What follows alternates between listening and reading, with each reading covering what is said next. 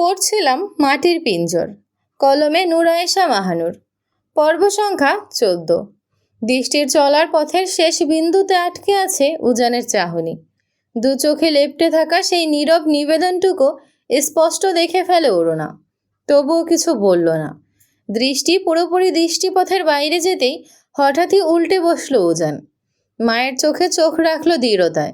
মা, একটা অনুরোধ করতে এসেছি আজ। বল। শব্দের সংযমে ভরসা লুকানো সেই ছোট্ট উত্তরটা ফিসফিস করে নেমে এলো অরুণার ঠোঁট থেকে।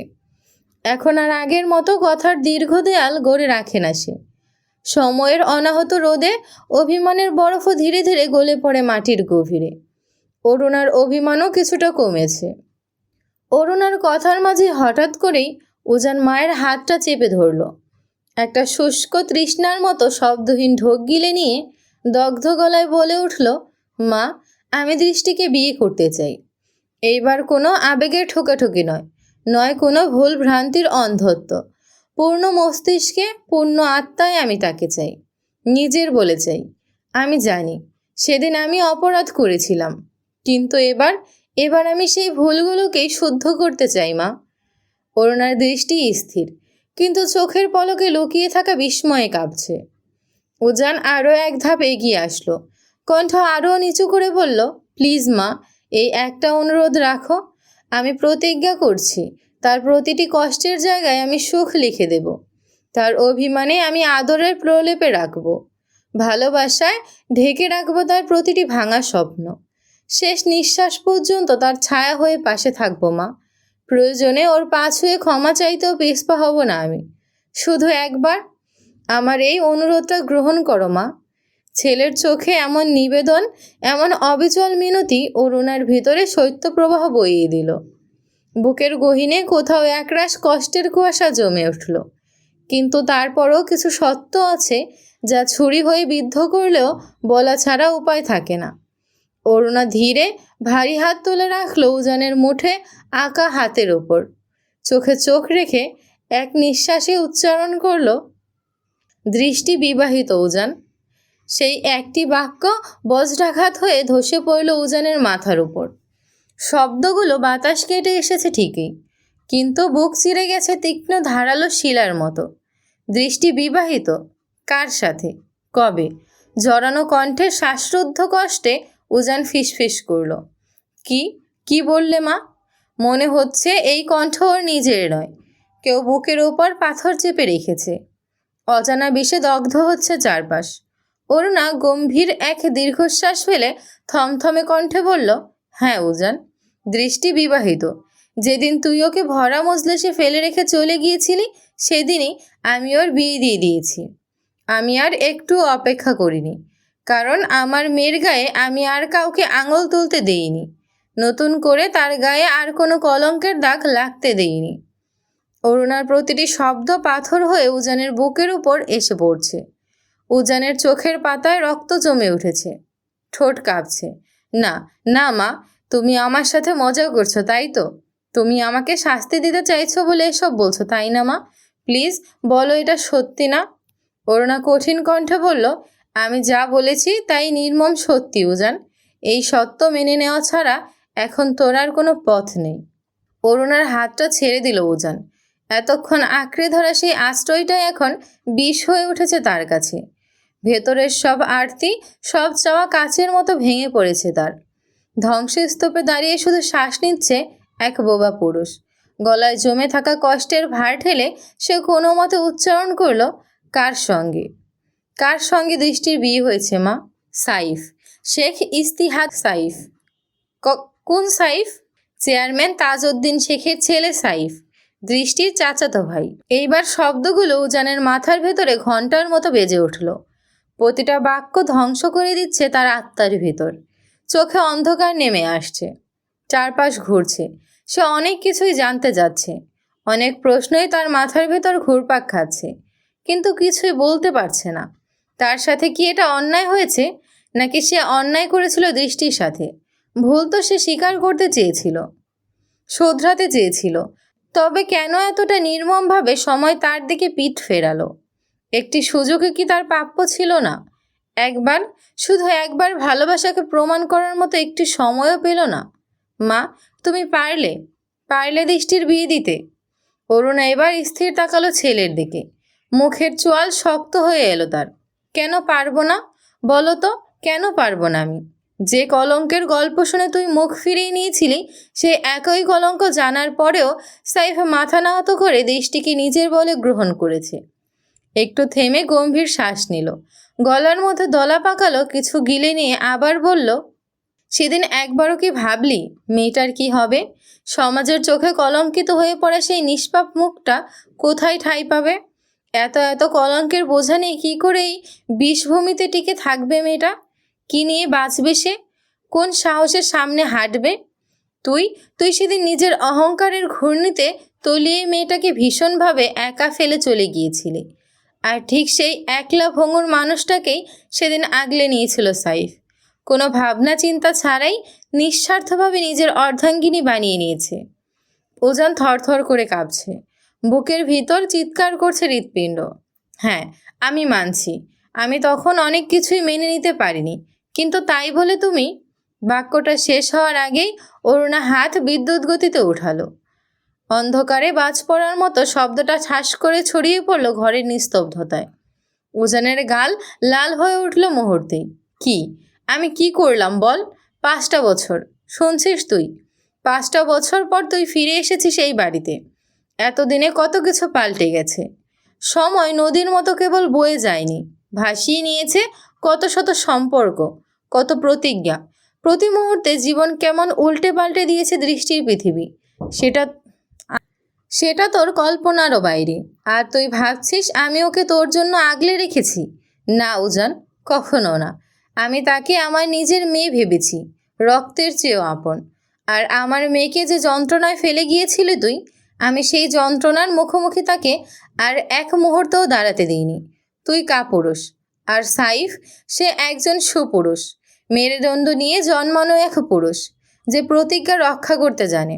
থামলো এবার অরুণা, একটা বড় শ্বাস নিয়ে আবারও বলল, দৃষ্টি যতবার ভেঙেছে সাইফ তাকে ততবার আগলে রেখেছে। দৃষ্টি যতবার নীরবে কেঁদেছে সাইফ বিনা প্রশ্নে তা মেনে নিয়েছে। দিন গেছে, মাস কেটেছে, সাইফ এক ফোঁটাও না বদলে একই জায়গায় দাঁড়িয়ে থেকেছে, শুধু অপেক্ষায়। তুই তুই তো নিজের ভালোবাসাকে বুঝিসনি। তুই তো সেই প্রথম ঝড়েই ভেঙে পড়েছিলি, ওর হাত না ধরে পিঠ ফিরিয়েছিলি। আজ তুই দৃষ্টিকে চাস। দৃষ্টির মতো মেয়ের কাছে তুই শুধুই ডাল ভাত, বাজে মূল্যহীন এক নাম। তুই কখনোই ওর যোগ্য ছিলি না ওজান। বেরিয়ে যা, বলছে তুই বেরিয়ে যা আমার চোখের সামনে থেকে। শব্দগুলো ঝড়ের মতো ছুড়ে দিল অরুণা, গলায় বজ্রের আঁচড়, চোখে ক্রোধের দাবানল। চিৎকারে ঘরে কাঁপুনি ছড়িয়ে পড়ে। সেই শব্দ শুনেই দৌড়ে আসে মরিয়ম। বেগম, বেগম, এভাবে রাগ কইরেন না, শরীর খারাপ হইব আপনার। কিন্তু অরুণার শরীর থরথর করে কাঁপছে। অভিমানে, ক্রোধে, বেদনায় সব মিলিয়ে সে আগুন হয়ে উঠেছে। উজানকে নিয়ে তার কত গর্ব হতো। চেহারার গড়নে, চোখে, দাঁড়ানোর ভঙ্গিতে পুরো বাবার সব ছিল তার মধ্যে।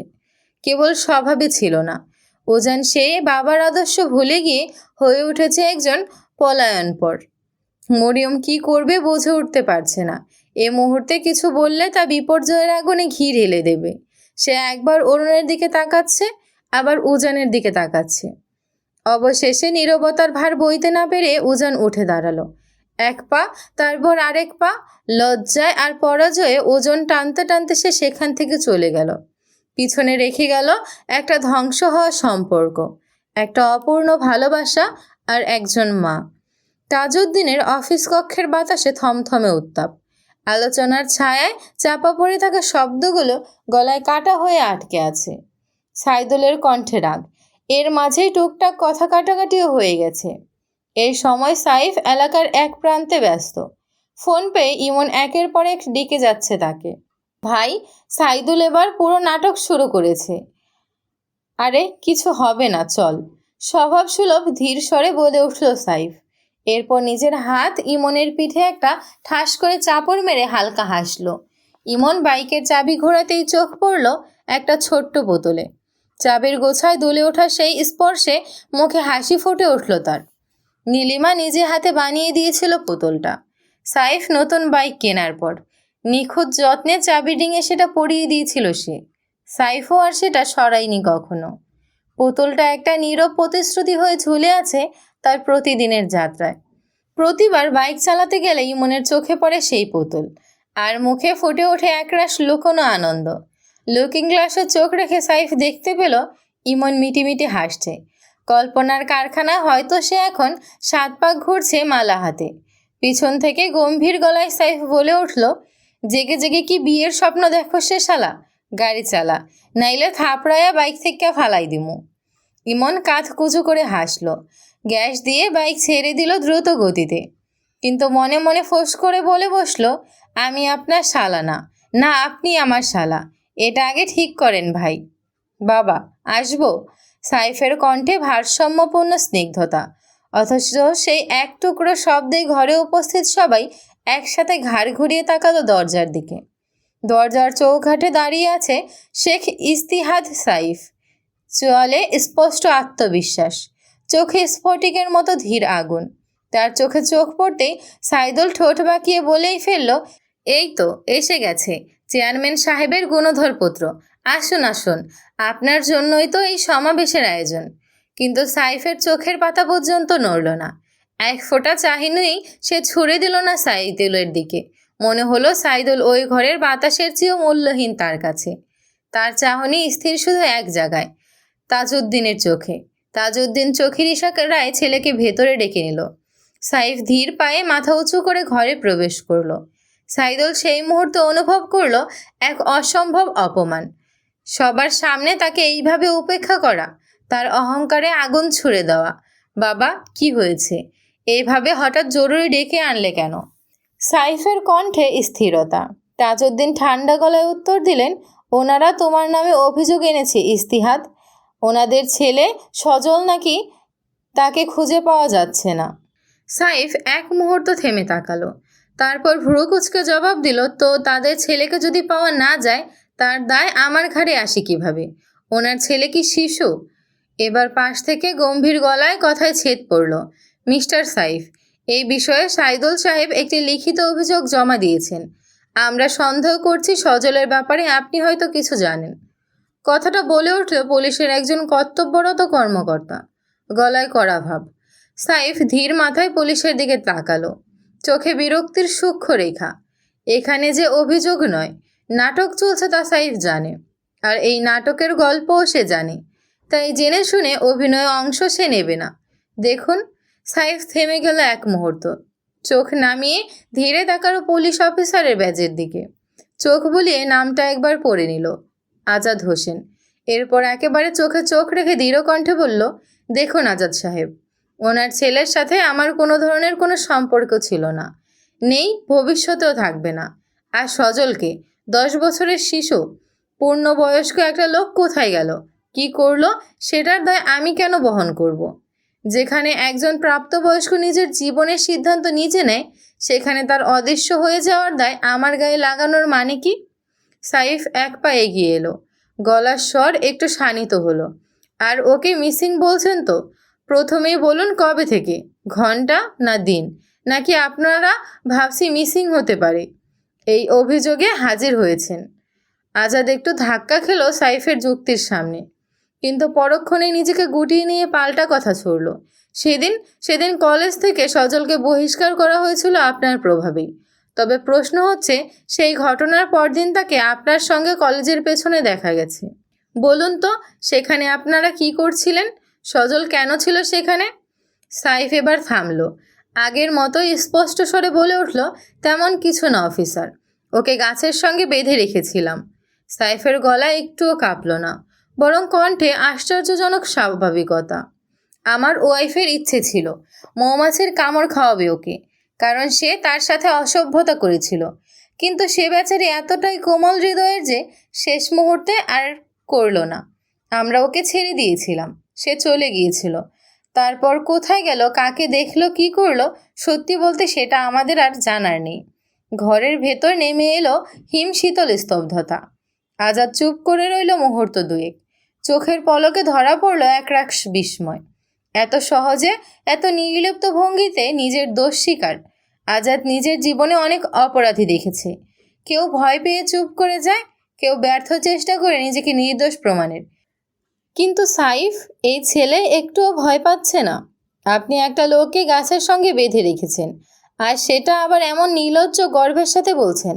আপনি জানেন এর জন্য আপনাকে জেলে পাঠানো পর্যন্ত হতে পারে। অফিসার আমজাদের কণ্ঠে এবার কিছুটা রাশ টানার চেষ্টা, তবে তা প্রায় নিস্তেজ।